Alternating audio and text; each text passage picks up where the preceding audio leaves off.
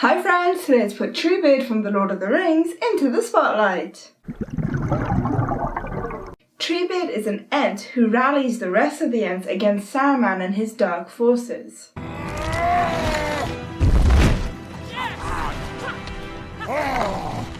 Though Treebeard is often known as, well, Treebeard, this isn't his actual name. Treebeard, some call me. In the books he explains that his name is way too long for mere humans or hobbits or other creatures to say. This is because Ents tend to take a long time to say something very simple, and so something as complex as a name would take forever. It's been going for hours. We only just finished saying good morning.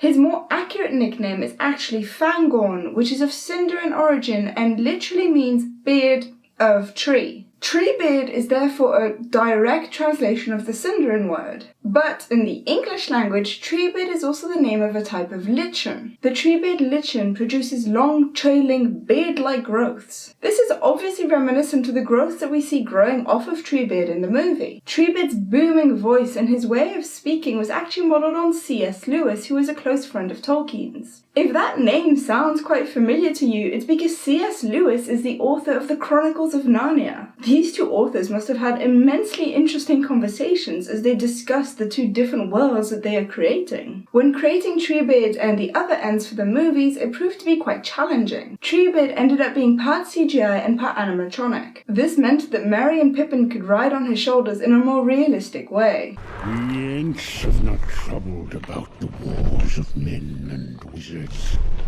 for a very long time.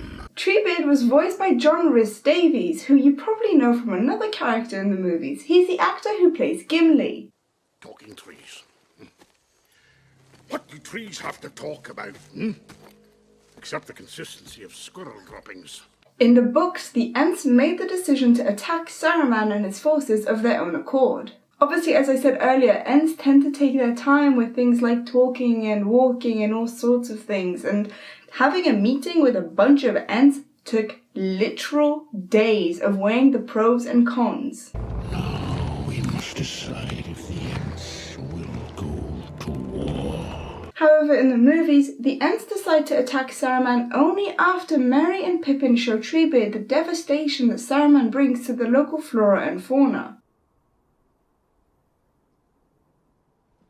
Many of these trees were my friends. Who from The Lord of the Rings would you like to see next? Please tell me in the comment section down below. And until next time, happy bubbles! If you want to see any of the other characters from The Lord of the Rings that I've already covered, you can click on the box on the left to find out a few facts about Saruman, or you can click on the box on the right to find out a few facts about Gimli. Please leave a like if you enjoyed this video and subscribe so you don't miss any future videos.